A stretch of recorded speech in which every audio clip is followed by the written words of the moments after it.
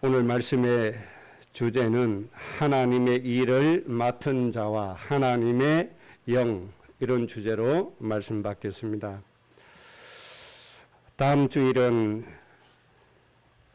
제가 해외 사역 관계로 교회를 비우게 됩니다. 그리고 마침 구정 명절이 같이 겹치게 되었습니다. 그래서 다음 주일 예배는 가정에서 예배를 드리도록 하겠습니다. 특히 불신 가족을 위한 예배가 될 수 있도록 꼭 해주시면 좋겠습니다. 이번 주일 예배를 통해서 하나님의 말씀을 듣지 못한 또 가족이나 친지들 혹 계실 겁니다. 그분들을 잘 모시고 그분들을 위해서 선물도 좀 준비하시고 그분들을 정말 축복하는 마음으로 가정에서 주일 예배 하나님께 드리고 그 영혼을 구원하는 것을 목적으로 두고 그렇게 하시면 좋겠습니다. 부탁하고 싶은 것은 아직도 하나님의 자녀가 안 된 분들에게 하나님 자녀 되게 하려고 강제적으로 하면 절대로 안 됩니다. 불신자 상태 6가지 무섭거든요. 자손 3, 4대까지 망한다 그러면 겁납니다. 그렇게 하면 절대로 안 됩니다. 그렇게 하지 마시고 또 절대 겁주지 마세요.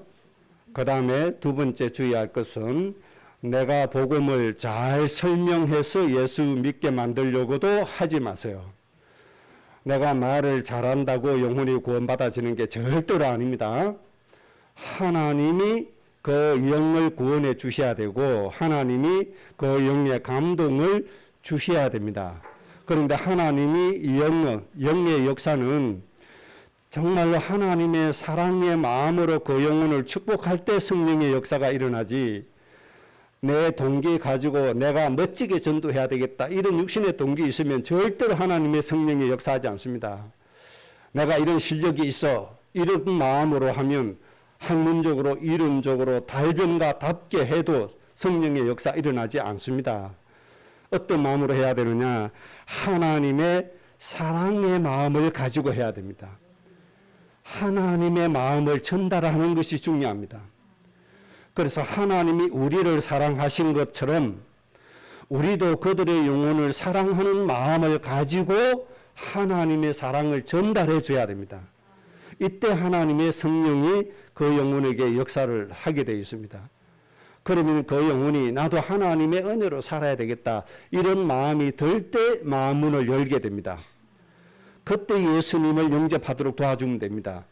이때 예수님의 영접은 영원한 영접이 되고 완전한 구원이 되어지는 겁니다. 하나님이 감동 주시면 돼요. 이게 가장 중요한 거예요. 제가 늘 말씀드리잖아요. 저는 친가 외가 중에서 예수님 믿는 사람 아무도 없는 가정에 태어났어요. 태어나 보니까 예수님 믿는 사람 아무도 없었어요.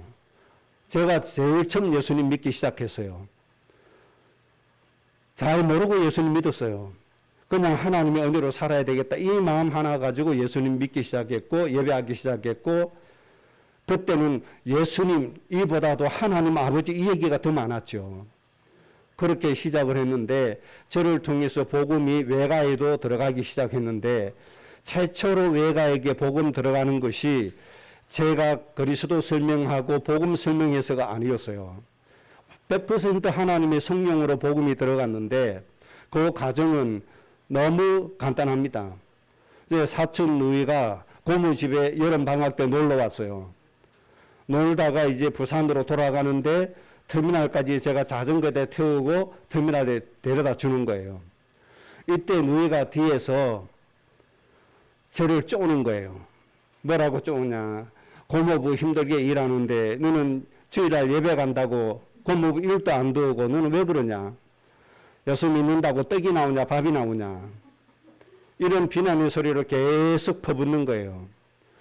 제가 한마디도 말 안 했어요. 그리고 터미널까지 태워다 주고 헤어졌어요. 그리고 며칠 뒤에 전화가 왔어요.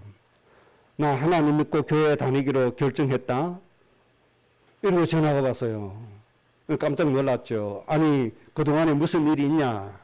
물었더니 무슨 일이 있는 게 아니고 하나님이 나에게 감동을 주신 것 같다. 나도 하나님 믿어야 된다는 마음이 드는 것 같다. 그래서 내 스스로 교회에 갔다. 그리고 어째서 그런 마음이 들었냐? 그랬더니 내가 너네 집에 갔을 때 네가 태워주는 자전거 타고 내가 너를 예수 믿는다고 밥이 나오냐 떡이 나오냐 그 시간에 고모부 일이나 돕지 이렇게 내가 막 뭐라 했는데 네 한마디도 안 하대. 거기에서 내가 감동받았다. 그때 하나님이 나에게 하나님 믿고자 하는 마음을 주신 것 같다. 그래서 내가 스스로 갔다. 자기 스스로 예수님 믿기로 작정하고 신앙생활을 했는데 지금도 잘합니다. 서울에서 옷가게 하면서 교회 중직자 돼서 지금도 신앙생활 아주 잘하고 있습니다. 제가 이 말씀을 드리는 이유는 영혼 구원은 100% 성령의 역사다. 이걸 말씀드리는 겁니다. 이해가 되시겠죠? 우리가 설명 잘한다고 되는 게 아닙니다. 하나님이 감동 주셔야 됩니다. 하나님이 그 영혼의 마음문을 열어주셔야 됩니다. 하나님의 성령이 감동되려면 뭐밖에 없죠? 하나님의 사랑밖에 없습니다. 사랑의 마음으로 그 영혼에게 하나님을 전달하면 되는 겁니다. 하나님의 사랑의 마음을. 그러면 성령께서 하나님 알도록 도와주시고 있게 하십니다. 그래서 제일 중요한 게 뭐라고요? 그 영혼을 사랑하는 마음이다. 내가 조금이라도 개입되면 안 됩니다. 내가 20년 예수님 믿었는데 내가 그동안 전도 한 사람도 못 했는데 이번에 내가 전도 본때를 보여줘야지. 이런 마음으로 하면 절대로 안 됩니다, 여러분. 아예 하지를 마세요, 그런 건.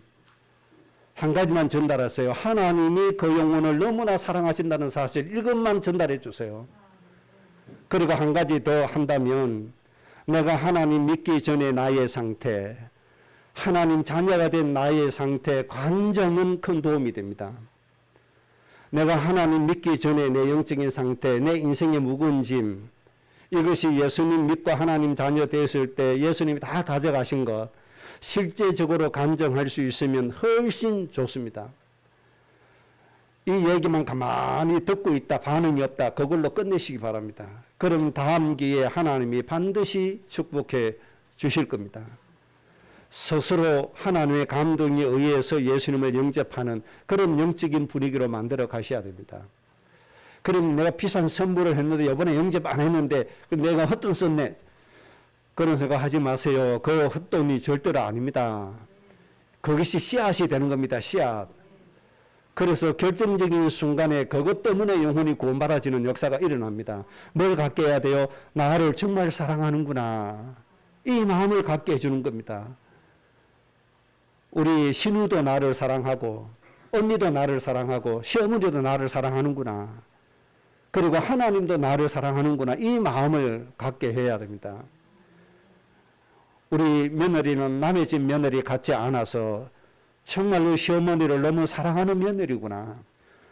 저 아무개 며느리는 돈밖에 모르는데 우리 며느리는 나를 그렇게 사랑하는구나. 이런 마음이 든다 그러면 반드시 구원받게 되어져 있습니다. 하나님이 영혼 거의 50% 이상은 구원되어진다고 봐야 됩니다. 그래서 가장 중요한 것은 하나님의 사랑의 마음을 가지고 그 영혼을 위해서 기도하는 겁니다. 이런 마음을 가지고 하나님의 사랑을 전달하고 하나님 자녀가 축복 누렸던 내 경험을 전달해주고 그래서 하나님의 자녀가 되는 이유도 얘기해주고 얘기가 진척된다면 그렇게 해서 영혼이 구원받을 수 있도록 도우는 것이 아주 중요합니다. 이번 구정 때는 가정에서 이런 예배가 될 수 있도록 그렇게 준비하시고 인도를 잘 받으시기 바랍니다. 그리고 제가 이번에 가는 태국 사역은 태국의 묵다한이라고 하는 작은 도시가 있습니다. 라오스라고 하는 나라하고 국경 지역에 근접해 있습니다. 그 묵다한 지역에다가 4층짜리 건물을 얻어서 훈련센터를 이번에 개원하게 됩니다. 왜 그 지역에 훈련센터를 만드는가 하니까 베트남에 제자들이 있습니다. 특히 소수부족 제자들이 있습니다. 라오스에도 있습니다. 그런데 이 나라들의 특징이 공산주의 국가입니다. 그래서 마음 놓고 거기 들어가서 이 사람들 중심으로 예배할 수 없고 훈련할 수가 없습니다.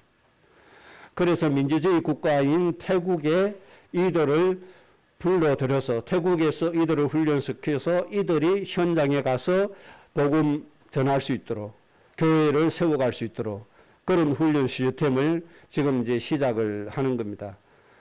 그리고 이번 주일은 훈련 첫 시작이면서 개원 예배를 하나님께 드리게 되는 겁니다. 그런데 이 일을 위해서 헌신하는 분이 계세요. 제가 대구 초신 강의 계속 다닐 때 어떤 인설교사로 오시는 어떤 권사님이 저에게 목사님 중국 사역 들어가시면 목사님의 사역비는 제가 책임지고 해드리겠습니다. 그러니까 걱정하지 마시고 마음껏 중국 사역 가시면 되겠습니다. 이렇게 제안한 권사님이 계세요. 그래서 저는 나는 중국의 사역 하나님께 인도를 받지 못하고 있다. 나는 지금 베트남 사역 가고 있으니까 권사님이 중국 사역 가시는 그 분을 도우시라. 그렇게 얘기를 하고 제가 끊었어요. 그런데 한 분은 이분이 성교비라고 하면서 저를 주었어요. 목사님, 이것은 제가 준비한 거니까 이것만 받아주세요. 그래 받았는데 100만 원이 들어있었어요. 그것은 제가 베트남 사역 갈 때 사용한 적이 있습니다. 그 뒤로는 제가 받지를 않았어요. 그분은 중국을 가슴에 품고 기도한 분이기 때문에. 그런데 얼마 지나지 않아서 이분이 목사님 상담 드릴 게 있는데요. 그래요. 그래 얘기해 보시라. 이분이 혼자 사시는 분이었어요. 권사님이 혼자 사시는 분이신데 어느 날 이분을 좋아하는 남자분이 생기게 된 거예요. 이분이 상담하는 내용이 목사님 저분이 불신자인데 저를 많이 좋아하고 저도 보니까 사람 됨됨이가 괜찮은 것 같습니다. 저는 자꾸 결혼하자고 하는데 어떻게 하면 좋겠습니까? 하고 상담을 요청했어요. 그래서 제가 물었습니다. 권사님 그분을 구원할 자신 있습니까? 물었더니 하나님이 왠지 모르게 감동을 주시는데 자신 있다는 거예요. 그러면 권사님 결혼하십시오. 그래서 오래전에 결혼을 했습니다. 결혼을 했는데 이분이 또 하나님의 인도 알아서 이 사역에 동참을 하게 됐습니다. 그리고 결혼하신 분은 구원받는 건 당연하고 지금 장로가 되었습니다. 그래서 이 두 부부가 헌신을 한 겁니다. 거의 헌신을 많이 했죠. 이 4층 건물을 전세를 내었는데 5년 임대를 했습니다. 5년 임대료만 2천만 원이었습니다. 그리고 4층 리모델링 다 해야 될 거 아닙니까? 그거 하고 또 훈련할 때 숙식을 만들어서 제공해야 될 일꾼이 필요하잖아요. 그런데 이 두 분이 거기에서 상주하면서 일을 도울 겁니다. 지금 거기 상주하고 있습니다. 그 관리하면서 지금 준비를 하고 있죠. 그리고 소망교회 중직자들도 많은 헌신을 했습니다. 그래서 이번에 한 20명 정도 같이 가게 되었습니다. 소망교회 중직자분들하고 후대하고 같이 들어가서 이 일을 하게 됩니다. 우리가 베트남 가면서 공안들 때문에 고생을 참 많이 했습니다. 밤에 짐 싸서 도망 다닌 적이 한두 번이 아니고요. 또 지하교회 수련회 도우러 갔다가 공안에 충고, 참 희한하기도 그때는 충고를 해주더군요. 당신네 지금 수련회 하는데 한국 교회 목사 2사람이 와 있는 거 우리가 안다. 우리가 내려갈 텐데 지금 떠나게 해라. 통보를 해줬어요. 그래서 가방 사들고 얼른 피난하기도 하고 그렇게 한 적이 한두 번이 아니었죠. 이렇게 하다 보니까 훈련이 제대로 되지를 않아요. 그래서 이 훈련 센터를 이제 개원하게 된 겁니다. 이걸 위해서 여러분들이 좀 성격을 이렇게 아시고 기도해 주시면 되겠습니다. 이번에 라오스에서 오고 베트남 소수 부족 지도자들이 같이 오게 됩니다. 그 함께 또 훈련받고 예배하고 그렇게 시작이 될 겁니다. 그래서 앞으로 계속 훈련센터에서 이런 공산주의 국가에 있는 지도자들을 불러서 태국에서 이제 훈련하게 되는데 이게 또 쉬운 일이 아닙니다.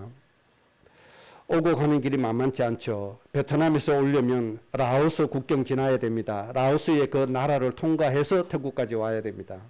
이 굉장히 힘든 여정들이 많습니다. 그래도 그분들은 다 합니다. 예수님 때문에 재산 빼앗기는 거 당연하게 생각을 합니다. 실제적으로 그런 사람 많고요. 예수님 믿는 때문에 감옥에 간 사람도 실제적으로 많이 있고요. 그리고 이분들에게 그런 것들은 환경이 문제가 되지를 않죠.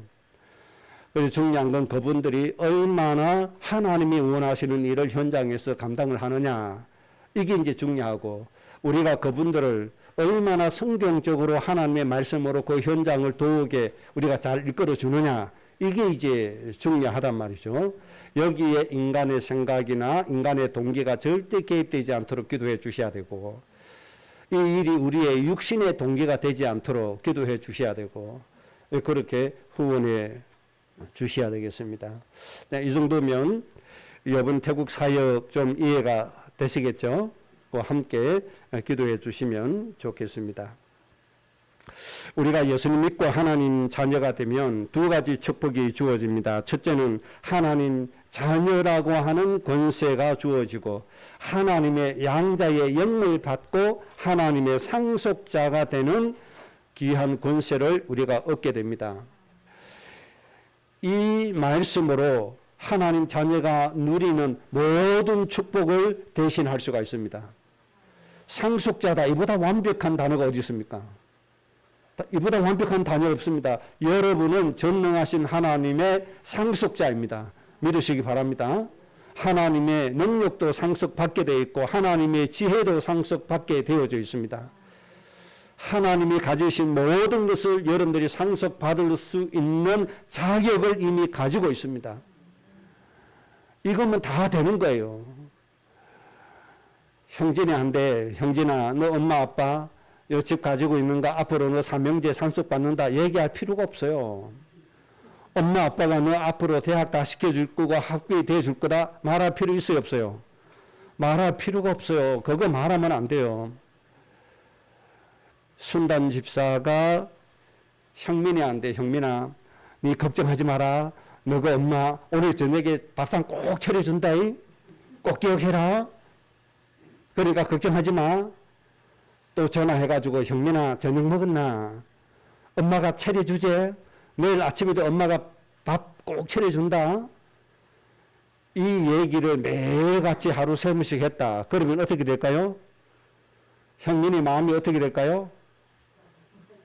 괴로운 상태가 됩니다. 괴로운 상태. 이런 의미 없는 얘기 자꾸 들으면 정말로 정신 돌 수가 있습니다. 살아서 역사하시는 생명의 말씀을 들어야 살지. 그러니까 형민이, 형진이, 우리 형성이 뭐만 하면 됩니까? 부모님이 원하는 게 있어요. 부모님이 원하는 거 그거 딱 잡고 그거 열심히 하고 최선을 다해서 하면 돼요. 하나님이 우리에게 원하시는 거 있어요. 그걸 잘 하면 되는 겁니다. 나머지는 너가 다 책임져요? 하나님 책임 다 지시는 겁니다. 돈 주세요 할 필요 없어요. 누가 다 줘요? 형진이가 엄마 아빠한테 장문의 편지를 썼어요. 어머니 아버지 이때까지 저를 지켜주시고 도와주셔서 너무 고맙습니다. 이렇게 하면 엄마 아빠 감동받아요.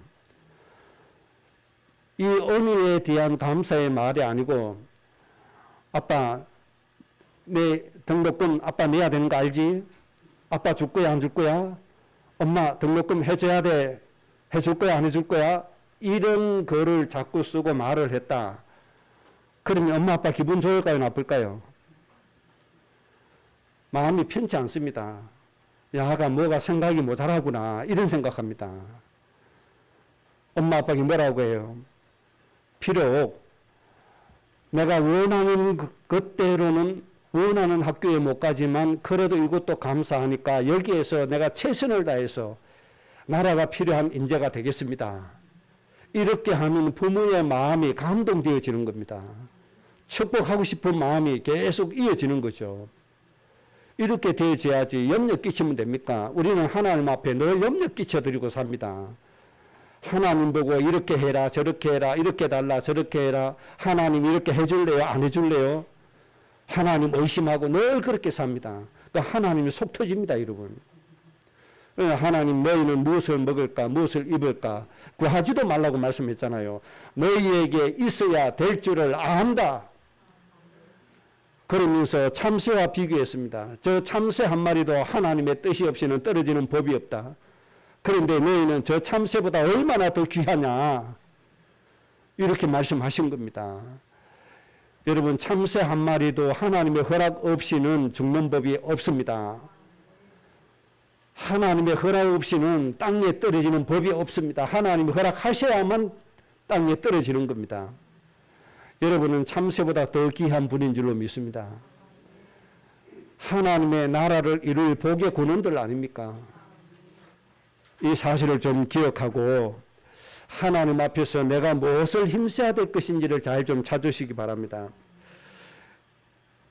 그 다음에 두 번째 하나님이 우리에게 주신 게 뭔가 하니까 모든 민족의 영혼들을 복되게 하는 복의 군원이라고 하는 사명을 동시에 주셨다는 겁니다. 예수님 믿는 동시에 하나님 자녀 되는 권세를 주시고 복의 군원으로서 모든 민족을 복되게 하는 사명을 동시에 주셨다. 자녀의 신분, 권세와 사명을 동시에 주셨다고 하는 걸 꼭 기억을 해야 됩니다.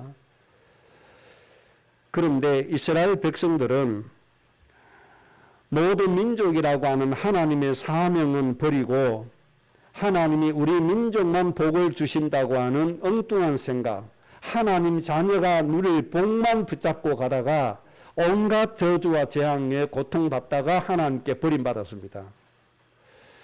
이스라엘 백성들이 구원 못 받아서 버림받은 게 아니고 구원 못 받아서 재앙 가운데 빠진 게 아닙니다. 하나님의 자녀의 축복은 열심히 붙잡는데 뭐가 없어요? 사명이 빠졌다 이 말입니다. 사명이 빠졌어요. 이방인들이라고 하는 사명이 빠졌어요. 그래서 이 사상이 수천 년 넘어서 예루살렘 교회까지 오고 초대교회까지 왔잖아요. 그래서 하나님이 이방인들에게 성령을 부어주시니까 왜 이방인들에게 성령을 부어주느냐? 왜 이방인에게 복음을 전하느냐? 이방인에게 성령이 임하는 것을 보고 놀랐다. 이 정도로 사명을 저버리고 살았다 이 말입니다. 그러니까 예루살렘 교회도 하나님의 저주를 받아서 망할 수밖에 없는 겁니다. 그래서 이 말씀을 들은 이유가 두 가지를 잘 하셔야 된단 말입니다. 하나님 자녀의 신분과 권세 확실하게 누리고 하나님이 우리에게 주신 사명 확실하게 붙잡고 가야 된다는 말입니다. 하나님의 사명은 버리고 뭐만 붙잡고 가요? 하나님 자녀가 누려야 될 축복만 바라보고 가니까 문제가 되는 것이고 그 축복이 전부 다인 것처럼 하니까 탈선하고 타락하고 방탕하고 육신이 되어서 버리는 겁니다. 그래서 육신이 되어서 망한 것처럼 육신이 되어서 하나님의 법에 굴복할 수 없는 것처럼 육신이 되면 절대로 하나님께 순종하지 않습니다. 순종할 수도 없습니다. 그래서 육의 생각은 사망이다. 그렇게 말씀해 주셨습니다. 이스라엘이 그래서 망했다는 것입니다. 그 기억을 오늘 먼저 좀 하시고 오늘 본문의 말씀을 간단하게 정리를 하셔야 됩니다. 오늘 첫째 정리한 것 정리해 드립니다. 하나님은 이런 분이십니다.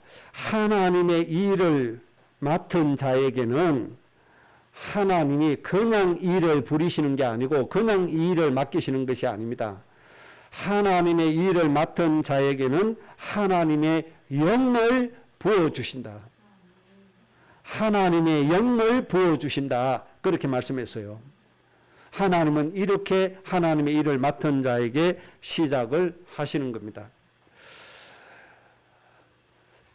두 군데만 예를 들면 출애굽기 31장 2절에서 4절에 하나님이 성막을 짓기 위해서 지명하여 부르신 사람이 있었는데 바로 브살렐이라고 하는 사람을 하나님이 성막을 지으라고 지명해서 불러주셨습니다.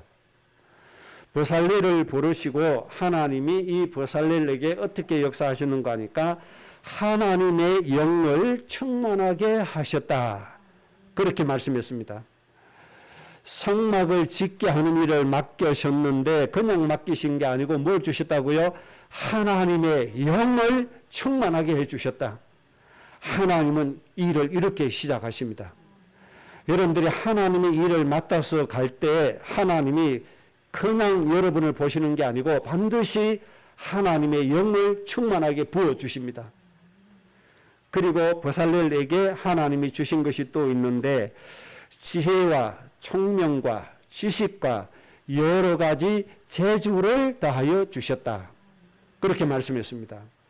하나님의 일을 맡으면 하나님이 지혜도 주시고 총명을 주시고 거기에 대한 지식도 주시고 거기에 필요한 모든 재주까지 하나님께서 허락해 주신다는 겁니다. 여러분 이 사실을 믿고 하나님이 주신 일을 당당하게 짊어지고 가시기 바랍니다. 하나님이 이런 축복을 주심을 믿고 하나님이 어떤 일을 주시든지 아멘하고 순종하고 가시기 바랍니다. 그리고 오늘 읽은 말씀은 사무엘상 16장 10절에서 14절인데 누구 얘기인가 하니까 다윗 얘기입니다. 하나님이 다윗을 선택하시고 주신 것 또한 같은 응답을 주셨습니다. 여기에서 다윗 얘기하기 전에 먼저 사울 왕 얘기를 먼저 좀 해야 됩니다. 왜 다윗을 선택했는가 하니까 하나님이 다윗을 패하시고 사울을 패하시고 다윗을 세우기로 하신 겁니다. 그러니까 하나님께서 보실 때 사울 왕이 합당치 않은 겁니다. 하나님이 사울 왕을 세우신 것을 후회하신 겁니다. 그래서 이 사울을 패하시고 다윗을 새롭게 왕으로 세워야 되겠다. 그 말씀을 하신 겁니다. 그래서 오늘 16장 14절에 하나님이 사울에 대해서 이렇게 말씀했습니다. 여호와의 영이 사울에게서 떠나고 여호와께서 부리시는 악령이 그를 번뇌하게 한지라. 반대의 일이 벌어진 거죠, 지금. 버살렐에게는 하나님, 다윗에게는 하나님이 하나님의 영을 주셨는데 사울 왕에게는 하나님이 주셨던 영이 떠나가 버리고 은혜가 떠나가 버리고 오히려 뭐가 오죠? 하나님이 부리시는 악령이 사울에게 왔다 이 말입니다. 이 조치를 누가 취하신 겁니까? 하나님이 취하셨다는 겁니다. 이게 이제 중요한 거죠. 그러면 왜 하나님이 사울을 버리시고 사울을 떠나시고 하나님이 부리시는 악령을 사울에게 주시느냐 하는 거죠. 이유는 단 한 가지입니다. 이 사울은 하나님을 위한 일을 한 것도 아니요 백성들을 위한 일을 한 것도 아니요 오직 자기의 일을 위해서 한 사람이었습니다. 자기의 일을 위해서 할 때 하나님이 버리신 겁니다. 그러면 사울이 자기의 일을 위한 게 뭐냐? 백성들이 다윗을 향하여 얘기할 때는 사울은 천천히고 다윗은 만만이다. 이렇게 노래를 하죠. 왜 그렇죠? 사울이 이기지 못했던 골리앗을 다윗이 이겨버렸단 말이에요. 그리고 나라를 구했단 말이에요. 그러니까 백성들이 사울 왕은 천천히인데 다윗은 만만이다. 여기에 시기심이 일어난 거예요. 자기의 이가 개입이 되니까 나라를 구한 다윗에게 훈장을 줘도 모자랄 판에 다윗을 죽이려고 했다 이 말입니다.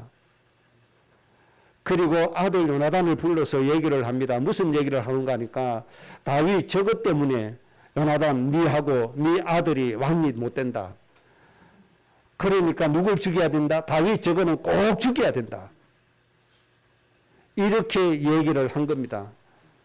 그러니까 자기의 가정의 일을 놓고 다윗을 제거하려고 한 거란 말입니다. 오로지 뭡니까? 자기 일을 놓고 왕의 직분을 감당하고 있는 겁니다. 이러니 하나님께서 보실 때 사울 왕을 쓰실 수 있어요? 없어요? 쓰실 수가 없어요. 우리가 기억해야 됩니다. 사울이 자기가 자진해서 왕 되겠다고 한 것이 아니고 누가 세웠습니까? 하나님이 세우신 거예요. 하나님이 사울 왕을 세웠어요. 그런데 사울이 자기의 이의를 추구하니까 하나님이 버리신다 이 말입니다. 하나님 버리시니까 누가 와요? 악령이 그 영혼을 장악하더라는 겁니다. 꼭 기억해야 됩니다. 아무리 구원받고 아무리 하나님의 직분을 가지고 산다고 할지라도 자기 일을 위해서 하는 육신이 되어버리면 하나님의 법에 순종 안 해요. 굴복 안 해요. 오히려 악령에게 버림받아 되어지는 겁니다. 이 사실을 먼저 오늘 꼭 기억을 하시고, 바울이 고린도 교회에 편지 썼습니다. 고린도전서 10장 24절에 누구든지 자기의 유익을 구하지 말고 남의 유익을 구해라. 자기의 유익을 구하지 마라. 다른 사람의 유익을 구해라. 이게 구원받은 자의 삶의 대원칙입니다, 여러분. 이걸 꼭 기억해야 됩니다. 이 예수 믿는 사람이 하급 지위에 있던 상급 지위에 있던 회사 경영하는 오너가 되었던 회사원이 됐던 자기 있는 곳에서 남을 유익하게 하는 것이 절대 원칙입니다. 사울이 이렇게 하지 않았다 이 말이에요. 뭘 위해서 살았어요? 자기의 일을 위해서 살았단 말입니다. 그래서 하나님께서 이 자기 일을 위한 지도자, 자기 일을 위해서 사는 그리스도인 가지고는 세상을 살릴 수가 없고 모든 민족의 영혼들을 살릴 수가 없어요. 그래서 하나님이 이를 버리신 겁니다. 버리니까 당장에 누가 옵니까? 악령이 그 영혼을 장악하게 되는 겁니다. 이 영적인 사실부터 오늘 좀 생각을 하시고, 그래서 우리가 살아야 될 원칙이 뭡니까? 고린도전서 10장 31절부터 말씀하셨죠. 너희는 먹든지 마시든지 무엇을 하든지 다 하나님의 영광을 위해서 해라. 다 하나님의 영광을 위해서 해라. 그러면 어떻게 하는 게 하나님의 영광을 위해서 하는 겁니까? 다른 사람들이 하나님 자녀 되는데 방해되는 사람이 되지 마라. 너를 기쁘게 하지 말고 다른 사람을 기쁘게 해라. 너의 일을 구하지 말고 다른 사람의 일을 구해라. 이렇게 사는 것이 하나님께 영광을 올려 드리는 겁니다. 이걸 꼭 기억을 하셔야 됩니다. 그리고 오늘 13절에 있는 말씀처럼 이 날 이후로 다윗이 여호와의 영에게 크게 감동되리라. 사무엘이 다윗에게 기름을 부으니까 이때 하나님의 영이 다윗에게 충만하여졌다. 하나님의 영이 임하여졌다. 이렇게 말씀하고 계십니다. 여러분 꼭 기억하세요. 내 힘으로 하는 게 아닙니다. 내 방법으로 하는 게 아닙니다. 세상의 방법으로 하는 게 아닙니다. 사람의 힘으로 하는 게 아닙니다. 여러분이 가족 중에 아직도 구원받지 못한 그 영혼을 섬기기 위해서 그 영혼을 구원하는 선지자의 역할을 담당할 때 하나님이 뭘 주십니까? 이 하나님의 영을 여러분들에게 부어주셔서 하나님의 성령이 역사하신다는 사실을 믿으시기 바랍니다. 이 은혜를 구하고 죽어가는 영혼을 대하고 해야지. 내가 훈련을 몇십 년 받았는데 내가 얼마나 요점 정리를 잘하는데 내가 얼마나 구원의 길 정리 잘하는데 내가 한번 보여줘야지. 여러분 절대 속지 않기를 바랍니다. 그 육신의 생각에는 오히려 악령이 개입된다는 걸 알아야 됩니다. 하나님의 영이 임하여져야 되는 겁니다. 그래야 가정이 살고 그 영혼이 사라지는 겁니다. 하나님은 뭐 주신다고요? 하나님의 영을 부어주신다. 여러분 하나님의 영으로 충만해 주시기 바랍니다. 이렇게 사라지면 돼요. 꼭 기억하십시다. 하나님 뭘 주신다고요? 하나님의 영으로 충만하게 해 주신다. 내 몸에 우리는 이 하나님의 영으로 사라져야 됩니다. 두 번째입니다. 그러면 하나님의 이 영을 받은 결과가 어떻게 되느냐? 다윗 중심으로 몇 가지만 말씀드리면, 첫째는 사무엘상 17장 33절 36절에 보니까 하나님의 영을 받은 다윗이 양을 치는데 곰이 와서 양을 잡아먹고 사자가 와서 양을 잡아먹습니다. 그런데 다윗이 맨손으로 이 곰과 사자를 쳐 죽였다는 것입니다. 하나님의 영이 임하니까 육신에게 뭐가 나타나요? 힘이 나타나는데 사자를 이기고 곰을 이기는 힘이 나타났단 말입니다. 보통 사람 사자를 이길 수 있나요? 못 이깁니다. 곰 이길 수 있나요? 못 이깁니다. 그런데 하나님의 영을 받은 다윗은 맨손으로 사자와 곰을 쳐 죽였다는 사실입니다. 이런 능력이 우리의 삶에 와지게 된다는 사실을 믿으시기 바랍니다.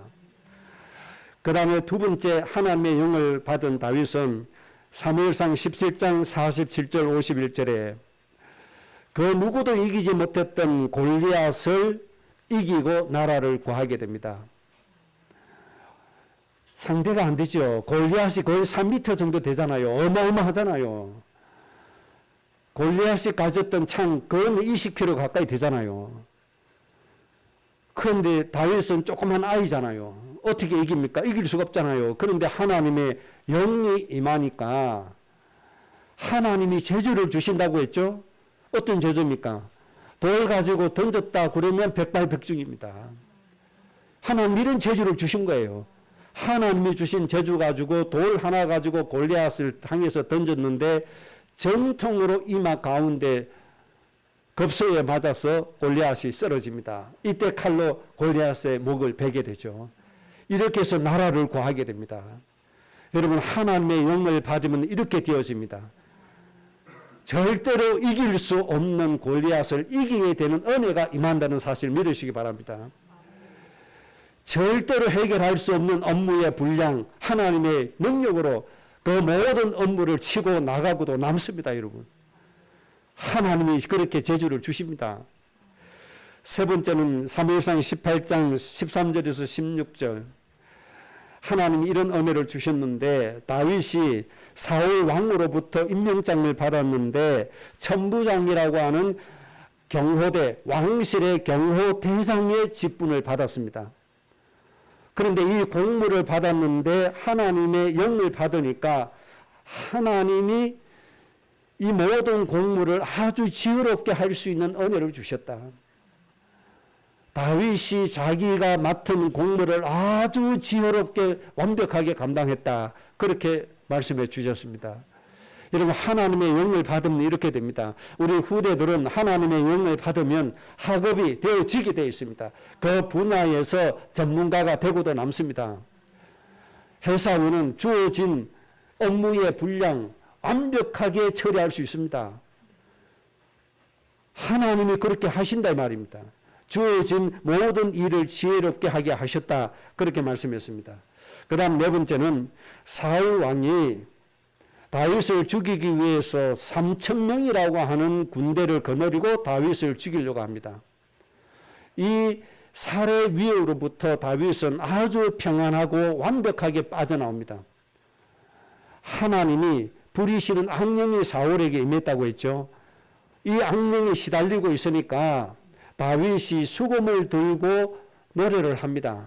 이때 사울을 괴롭히던 악령이 떠나가죠. 이때 사울이 힘을 얻어서 기회는 이때다 창을 들고 다윗을 향해서 창을 집어 던졌습니다. 창이 벽에 꼽혔다고 했죠. 바로 코앞에서 던졌으니까 죽을 수밖에 더 있습니까? 그런데 다윗이 날세게 피했다. 창을 몇 개나 던졌는가? 2개를 던졌다. 거기에서 피하게 되죠. 사망의 엄침한 골짜기에서 빠져나옵니다. 하나님의 영이 있는 사람은 절대로 죽지 않습니다. 하나님의 영이 없고 악령에 시달리는 사람은 고기 깨짝 날아오는 거 그거 맞고 죽습니다. 자동차에 튄 돌에 맞아서 죽습니다. 자동차 끌고 가는데 화물차에서 떨어진 그 물건이 차 안에 뚫고 들어와서 죽습니다. 그런데 하나님의 영을 받은 사람은 이 모든 흑암과 사망의 엄침한 골짜기에서 벗어나게 되어 있습니다. 다윗이 완벽하게 벗어나는 겁니다. 그리고 어느 정도로 다윗이 담대하고 평안하는가 하니까 사무엘상 18절 보니까 그리고 26장 5절 이 다윗이 3,000명 거느리고 자기를 잡아오는 사울 왕의 천막에 들어가죠. 진 가운데 들어갔는데 누구에게 들어가느냐? 그 중에 사울 왕의 천막 안에 들어갑니다. 사울이 자고 있죠. 다윗 부하가 얘기하죠. 저 죽이겠다. 절대로 죽이지 마라. 만류를 하죠. 그리고 사울 왕이 쓰는 창하고 물병을 싹 가지고 나오죠. 나와서 뭐라고 얘기합니까? 이 물병과 이 창이 도대체 누구의 것이냐 봐라. 내가 지금 들어와서 사울 왕의 물병과 창을 내가 가지고 왔다. 사울 왕 지키는 부하들에게 뭐라고 얘기합니까? 너희들은 어찌하여 왕을 지키지 못하느냐. 오히려 책망을 하죠. 무슨 얘기입니까? 죽일 수 있는데 죽이지 않는다 이 말이죠. 그 가서 물병을 가져왔다는 얘기죠. 이때 사울 왕이 감동 먹잖아요. 너는 정말 내 아들이다. 이런 너를 내가 왜 죽이려고 했는지 모르겠다. 후회된다. 이러면서 그 다음에 또 다윗을 죽이려고 하죠. 악령에 사로잡히면 그렇게 되는 겁니다. 그 다음에 사무엘상 24장에 보면 3절 7절에 3,000명 군사를 끌고 계속 쫓아오니까 다윗이 계속 도망 다니잖아요. 굴에 들어갔습니다. 굴에 숨어 있는데 사울 왕이 혼자 대변부로 들어오는 거예요. 혼자 굴에 들어와서 혼자 변 보고 있는 겁니다. 이때 다윗이 그의 옷자락을 살짝 뺍니다. 그리고 사울이 나갔을 때 또 외칩니다. 사울 왕이여, 이 옷자락 끝이 누구의 것입니까? 왕이 금방 내가 숨어 있는데 굴에 들어와서 뒤보고 갔습니다. 나는 이렇게 왕을 선대하는데 왕은 왜 나를 죽이려고 하느냐. 또 감동 먹죠. 내 아들아, 미안하다. 그래 놓고 또 다윗을 추격하죠. 이런 일이 반복됩니다. 하나님의 영이 충만한 사람은 이렇게 되어지는 겁니다. 영이 없는 사람, 원수 사울 왕 지금 죽여버리면 얼마나 시원합니까? 모든 사람 위에서 해방되잖아요. 당장 내가 왕이 될 수가 있잖아요.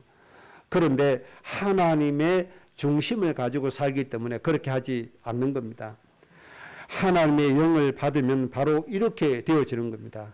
하나님의 은혜를 누리죠. 그리고 하나님의 중심을 가지고 사라지게 되는 겁니다. 그 다음에 또 중요한 축복이 뭔가 하니까 하나님의 영이 다윗에게 충만해지니까 온갖 권세가 나오는데 사람의 마음을 변화시키고 사람의 마음을 감동시키는 이런 권세가 다윗에게 나아져 버렸는데 어떤 일이 벌어지는가 하니까 사울이 계속 추격하니까 이제 도망을 가야 되잖아요. 계속 도망가는데 이제 도망갈 데가 없어요. 그래서 어디로 가는가 하니까 블레셋 땅에 들어가게 됩니다. 이 블레셋 땅이 누굽니까? 골리앗 장군이 있는 블레셋이 있습니다. 이게. 그런데 블레셋 사람들이 다윗이 자기의 대장 군대 장관 골리앗을 죽인 거 알아요 몰라요? 알아요. 여기에 가서 내가 여기서 살기를 원하니까 내가 살 수 있도록 한 성읍을 달라 요구를 합니다. 그랬더니 블레셋에서 한 지역을 줍니다. 여기서 살으라고. 거기에서 블레셋에서 또 지냅니다. 적군의 심장에 들어가서 안방을 차지했다 이 말입니다. 이런 권세가 어디서 나와요? 하나님의 영에서 나왔다는 사실입니다. 나를 안 도와주기 때문에 안 돼. 저 사람도 내 원수기 때문에 안 돼. 이런 환경이기 때문에 안 돼. 그런 말은 하나님의 영을 받은 사람에게는 통하지 않습니다, 여러분. 다 망하고 다 반대해도 하나님의 영을 가진 다윗처럼 우리는 블레셋 땅에 가서 기거할 수 있는 그런 하나님의 권세가 나타나게 되어져 있습니다. 하나님의 이런 권세로 살아지시는 여러분들 되시기 바랍니다. 그리고 우리가 두려워야 될 사람이 있어요, 없어요? 없어요. 블레셋을 다윗이 두려워해야 됩니까? 들어가서 살게 해달라고 얘기를 해야 됩니까? 원칙으로 따지면 두려워해야 돼요. 곧 들어가면 당장 죽어요. 그런데 하나님의 영을 받은 다윗이라 블레셋에 들어가서 당당하게 요구하고 당당하게 땅을 받고 거기서 살아가는 겁니다. 하나님의 일을 맡은 자, 하나님의 영을 받으면 이런 역사가 일어나는 사실 꼭 믿으시기 바랍니다. 그래서 우리가 하나님의 일을 들고 가는 길에 방해가 있어요, 없어요? 방해가 없다. 어려움이 있어요? 어려움이 없다. 모든 것을 우리가 다 이룰 수 있다. 이 사실을 오늘 꼭 믿으시기를 주의 이름으로 축복합니다. 그 다음에 사무엘하 8장 6절 14절에는 이렇게 말씀했습니다. 다윗이 어디로 가든지 여호와께서 이기게 하셨다. 다윗이 어디로 가든지 하나님께서 이기게 하셨다는 겁니다. 여러분, 하나님의 일을 맡은 사람은 어디를 가든지 하나님이 이기게 하십니다. 이 사실을 믿고 승리하시기 바랍니다. 그 다음에 사무엘하 8장 15절에 다윗이 모든 백성에게 정의와 공의를 행하였다. 이게 이제 인생의 결론이 되는 거죠. 사울 왕은 자기 일을 위해서 했는데 다윗은 모든 백성을 위해서 공의와 정의를 행했다 이 말입니다. 이스라엘 백성들을 위해서 마땅히 해야 될 의무와 책임을 다했다 그 말입니다. 자기 일을 위해서 한 것이 아니고 이것이 가장 중요한 축복입니다. 하나님의 영을 받으면 이런 축복이 기본적으로 여러분에게 온다는 사실 꼭 믿으시기 바랍니다. 그렇기 때문에 우리가 모든 일을 할 수 있어요, 없어요? 모든 것 다 할 수 있다 이 말입니다.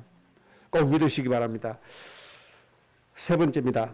그러면 내가 하나님께로부터 맡은 일이 뭐냐? 이게 이제 중요하잖아요. 내가 하나님께로부터 맡은 일이 뭔가 하니까 우리는 생육해야 될 의무가 있고 번성해야 될 의무가 있고 충만해야 될 의무가 있고 정복하고 다스려야 될 의무가 있습니다. 무엇으로요? 하나님의 생명의 말씀으로 하나님의 안식과 행복과 축복으로 정복하고 다스려야 됩니다. 이것이 우리가 이 세상을 향해서 해야 될 일이고 하나님께로부터 맡은 일임을 믿으시기 바랍니다. 그래서 여러분의 가정과 가문에 뭐가 임해야 돼요? 하나님의 안식이 임하도록 정복하고 다스려야 돼요. 하나님의 평안함이 여러분 가정과 가문에 임하도록 여러분들이 정복하고 다스려야 됩니다. 무엇으로? 하나님의 말씀으로. 이게 우리에게 주어진 겁니다. 그래서 하나님이 너는 복의 근원이다. 모든 민족이 너를 만나며 복을 받는다. 너는 모든 민족의 아버지 어머니다. 너는 이방인의 빛이다. 이렇게 계속 말씀하시는 겁니다. 그래서 하나님의 영으로 충만하니까 우리 교회 주제 골로새서 2장의 말씀에 의하면 뭐가 되는 거죠? 그리스도 안에서 행하고 그리스도 안에 뿌리를 받고 하나님의 영으로 충만했다. 하나님의 신성으로 우리 몸에 충만했다 이 말입니다. 이렇게 되니까 어떤 결론을 옵니까? 골로새서 2장 10절의 결론을 옵니다. 세상의 통치자, 권세자 머리 위에 서게 된다. 이것이 우리 성도들의 가정이 맡은 하나님의 일임을 믿으시기 바랍니다. 그래서 뭐 해야 돼요? 하나님의 생명의 말씀으로 정복하고 다스려줘야 돼요. 그래서 고통받고 흑암이 장악한 이 세상을 살려내야 되는 겁니다. 이 일을 하나님이 여러분에게 주셨음을 꼭 믿으시기를 주의 이름으로 축복합니다. 결론입니다. 그러면 하나님이 나에게 이런 귀한 일을 주셨는데 이걸 위해서 내가 힘쓰고 노력해야 될 것이 뭐냐 하는 겁니다. 내가 힘쓰고 노력해야 될 이것만 잘하면 돼요. 그러면 하나님의 뜻을 온전히 이룰 수 있습니다. 먼저 디모데후서 3장 16절 말씀을 꼭 암송하셔야 됩니다. 하나님의 말씀은 성경은 하나님의 감동으로 기록되어졌다. 그러면서 성경 말씀의 역할을 말씀해 주셨는데 하나님의 말씀의 역할이 뭔가 하니까 교훈을 하는 역할을 하신다. 그 다음에 우리를 책망하시는 역할을 하신다. 그 다음에 우리를 바르게 하는 역할을 하시고 의로 교육하기에 합당한 말씀이다. 하나님의 말씀의 역할입니다. 그 다음에 디모데후서 3장 17절의 말씀의 목적을 이렇게 말씀했습니다. 첫째는 하나님의 사람으로 하여금 온전하게 하며, 하나님이 성경을 우리에게 주신 이유입니다. 하나님의 사람으로 하여금 온전하게 한다. 첫 번째 목적이고 두 번째 목적은 모든 선한 일을 행할 능력을 갖추게 하려 함이라. 모든 선한 일을 행할 능력을 갖추게 하기 위해서 하나님이 감동으로 성경을 기록하게 해 주셨다. 그렇게 말씀해 주셨습니다. 그래서 하나님의 말씀을 여러분 마음 가운데 새겨야 됩니다. 그래서 매일같이 하나님의 말씀을 정독해야만 되는 것이고 하나님의 주신 말씀을 주야로 묵상해야 되는 겁니다. 그래서 때로는 말씀을 기록해야 되는 것이고 말씀을 정독해야 되는 것이고 말씀을 암송해야 되는 겁니다. 하나님의 말씀은 뭐 하신다고요? 바르게 한다. 의로 교육한다. 훈계한다. 교훈을 준다. 책망을 한다. 그렇게 해서 왜요? 하나님의 사람으로 하여금 온전하게 하기 위해서다. 그리고 모든 선한 일을 할 수 있는 모험을 갖추도록 힘을 갖추도록 하기 위해서 말씀을 주셨다. 이게 하나님의 말씀의 목적입니다. 내 일을 청결하고 내 육신의 소욕을 채우라고 말씀 주신 게 아니라 말입니다. 하나님이 말씀 주신 이유를 바르게 알고 여기에 맞게 말씀 붙들고 가야 됩니다. 그러면 우리의 인생이 하나님의 말씀대로 되어지는 겁니다. 그래서 다윗보다도 더 충만하게 누리시고 더 행복한 인생 되어지셔야 됩니다. 다윗은 참 고통 많이 받았습니다. 자기 스스로 자초한 일이 많았습니다. 그 대가로 엄청 고통을 받았습니다. 그러나 여러분은 다윗이 실수한, 다윗이 범죄한 그런 것을 하지 않기 때문에 다윗이 당했던 고통 우리가 당할 이유가 없습니다. 정말 하나님이 주신 평안함과 축복, 그래서 민족과 세계 정복하고 다스리고 모든 영혼을 살려냄으로 인해서 우리의 인생이 행복해지는 그런 인생이 꼭 되어질 줄로 믿습니다. 오늘 말씀이 꼭 여러분에게 성취되기를 주의 이름으로 축복합니다. 합심으로 기도하십시다. 오늘 말씀대로 우리 인생이 되게 해달라고요. 기도합니다. 하나님 아버지,